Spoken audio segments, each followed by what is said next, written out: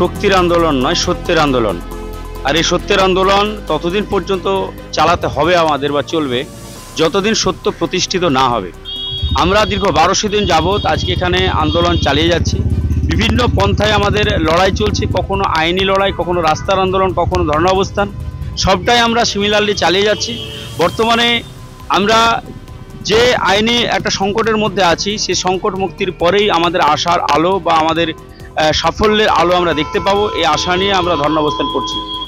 আমরা একটাই আমাদের চাহিদা যে আমাদের প্রতি যে অন্যায় হয়েছে, যে জুলুম হয়েছে, সেই জুলুমের আমরা বিচার চাইছি। অর্থাৎ আমরা আমাদের যে হকের চাকরিটা অন্য কেউ চুরি করে নিয়েছে বা ডাকাতি করে নিয়েছে, টাকা অর্থের বিনিময়ে আমার চাকরিটা অন্য কেউ করছে, এই জায়গা থেকেই আমাদের ন্যায্য চাকরিটা আমরা ফিরে পেতে চাইছি। যারা দোষী তাদের উপযুক্ত শাস্তি হোক, তাদের উপযুক্ত ব্যবস্থা নেওয়া হোক, এবং যারা নির্দোষ, যারা বঞ্চিত হলো, সেই সব মানুষগুলোর প্রকৃত ন্যায়টা ফিরে পাক, এই আশা নিয়ে আমাদের আন্দোলন চলছে।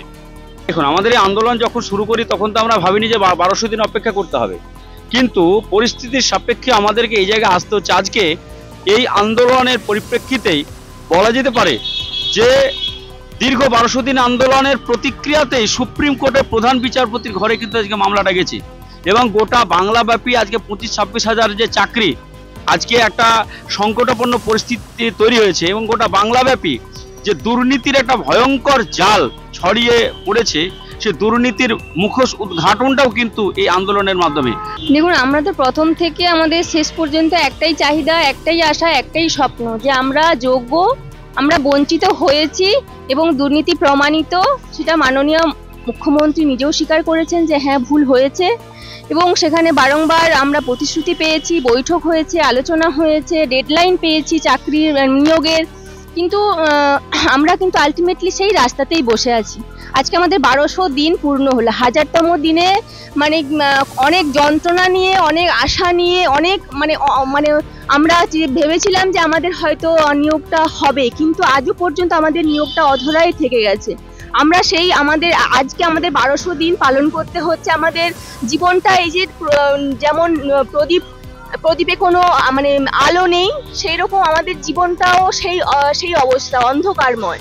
আমাদের জীবনটা কিন্তু মানে দুঃখ, যন্ত্রণা, অন্ধকারে ভরে গেছে। বিভিন্ন দিক থেকে, বিভিন্ন প্রতিকূলতা, বিভিন্ন দিক থেকে আমরা অনেক কিছু আশা নিয়ে মানে এই যে আন্দোলনটা আমরা চালিয়ে নিয়ে যাচ্ছি। দীর্ঘদিন আজকে বসে আছি রাস্তা, দিনের পর দিন, অনেক যন্ত্রণা নিয়ে, অনেক কষ্ট নিয়ে। আমরা চাই দ্রুত সমস্যার সমাধান করে, মানে বিচার ব্যবস্থা অবশ্যই সাহায্য করুক বিচার ব্যবস্থার, এবং সেখানে আমাদের সমস্যার সমাধান করে আমাদের দ্রুত নিয়োগ করুক।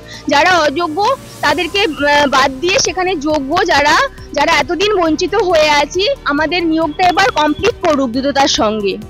সাধারণ মানুষের কাছে আবেদন, এবং এরা দীর্ঘদিন ধরে যে অবস্থান আন্দোলন করছে, সত্যিকারের বুকে পাথর নিয়ে এরা আন্দোলনগুলো চালাচ্ছে, এদের কাছে আমাদের আর কোনো বার্তা দেওয়ার মতো নেই যে আশ্বাস দেবো। তারা এই আন্দোলন করতে করতে ইতিমধ্যে অনেকের প্রাণ চলে গেছে, আপনারা জানেন। কি আশা নিয়ে তারা এখনো বসে আছে? এমনিতে বয়স উত্তীর্ণ হয়ে যাচ্ছে, চাকরির দুরূহ ব্যাপার, মেরিট লিস্টে নাম আছে, প্যানেলে নাম আছে, চাকরি পাচ্ছে না।